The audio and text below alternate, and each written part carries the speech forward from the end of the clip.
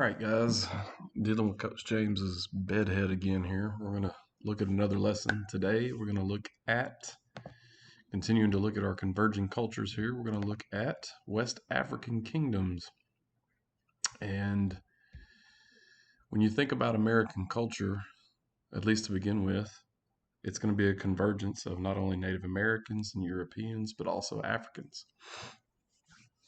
So today we're going to look at a little bit of the history of those West African kingdoms and why they started out as very wealthy kingdoms, and then their wealth largely fell apart due to activities that happened in the 13, 14, and 1500s. So let's get started here.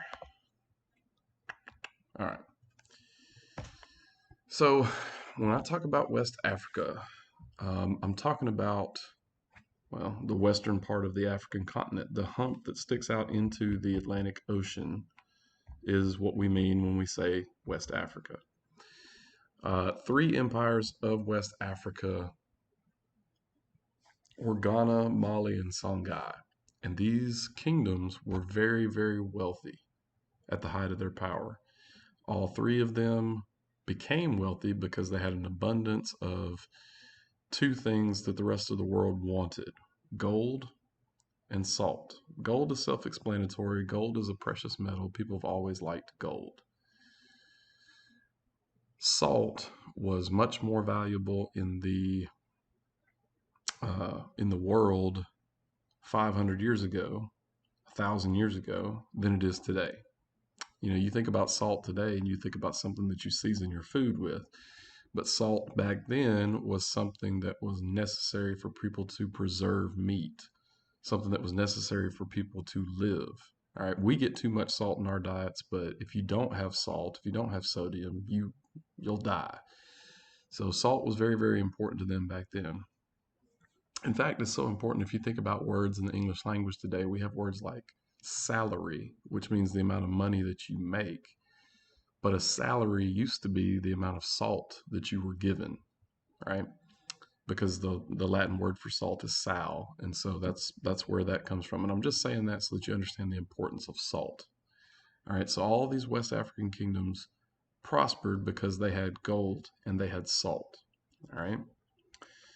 So the Niger River system is the most important river system in the region, and that's how they transferred their gold and salt. Camels are very important animals in the region, and the most important religion of the region, at least by AD 900, was Islam. All right. So if you look here on this map, this is what I'm talking about when I talk about the hump of West Africa. Okay. And, you know, this river system is the Niger River system. All right. So,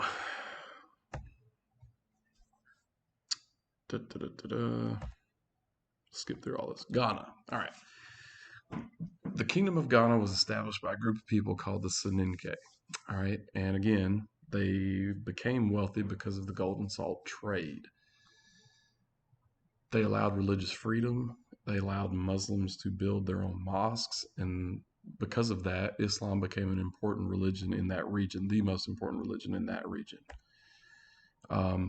The second kingdom was Mali, and the Malinke established this kingdom when they gained control of the gold and salt trade. All right. Mansa Musa was their greatest leader. And I don't think you guys can fully comprehend this without me bringing attention to it. If you think about the African continent today, right? You think about West Africa. You think about these nations of West Africa. A lot of times it's hard to look at these countries without thinking about things like economic poverty, right? But it was not always that way. Mali was a very wealthy kingdom. Mansa Musa was one of the wealthiest people in the world, all right?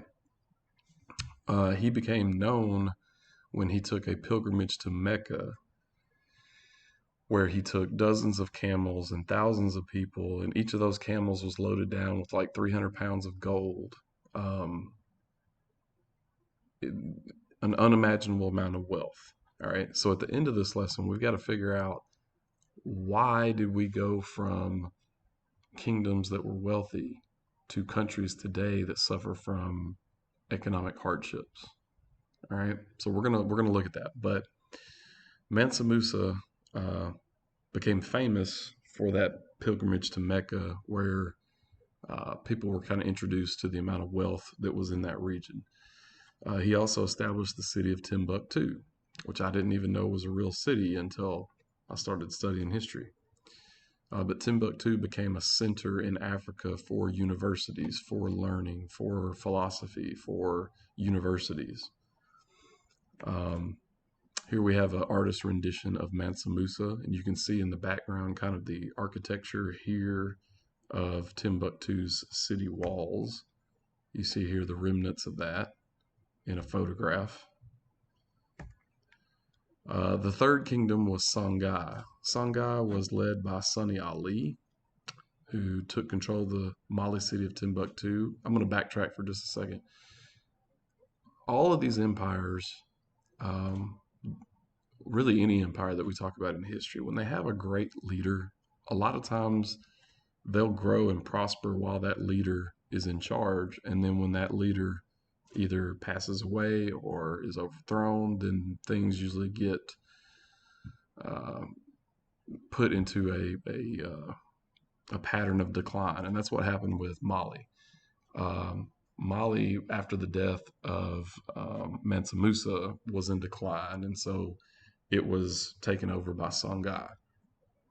Askia Muhammad became the leader of Songhai and turned Timbuktu into even a greater center of learning and universities, rivaling those found anywhere in the world. All right.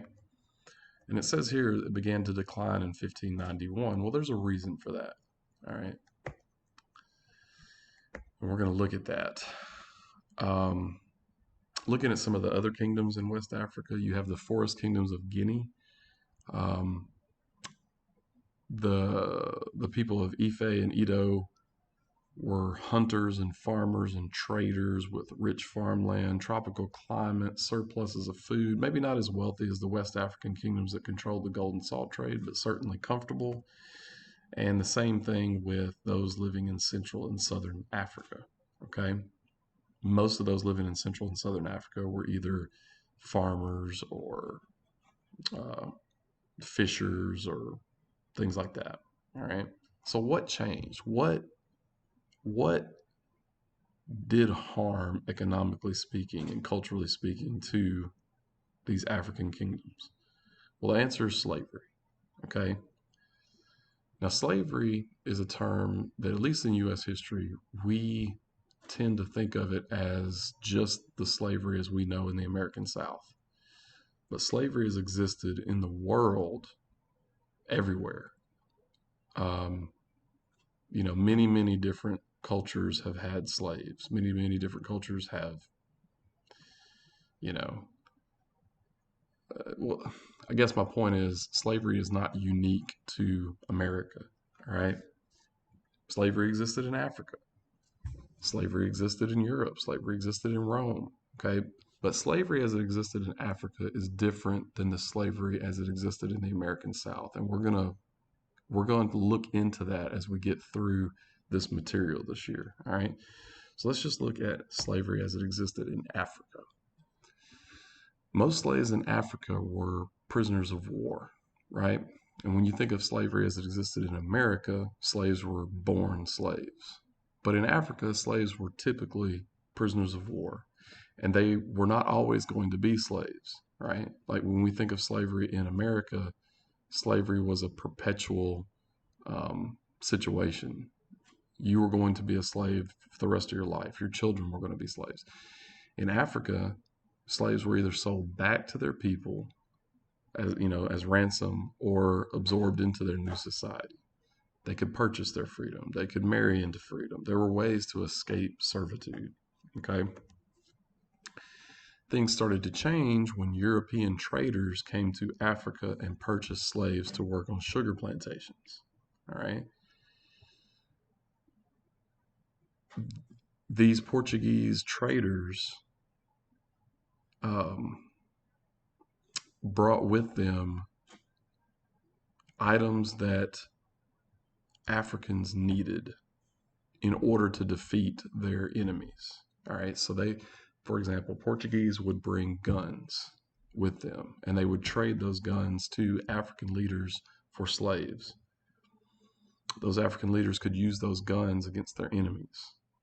All right. And as more and more Portuguese started coming to Africa, more and more slaves were being sold to Europeans and then used in sugar plantations in the Americas. After the colonization of the Americas, not only was there this trading for slaves going on, there was the downright kidnapping of people to be shipped across the Atlantic Ocean on what is called the Middle Passage. All right. Over time, all of these slaves that are being sold or captured and sent overseas has a negative effect on these African kingdoms. They lose their wealth because they're constantly either at war with one another or the some of their best people have now been removed from society and turned into slaves. And so when we look at these kingdoms and the amazing amount of wealth that they used to have, it is quite simply an easy answer as to why they lost that wealth and why they ended up in the situations that they're in today. It was simply because of slavery and the purchasing of slaves and the capture of slaves from Europeans, and then sending slaves to the Americas. All right. So that's the lesson for today. Hope you guys are doing good.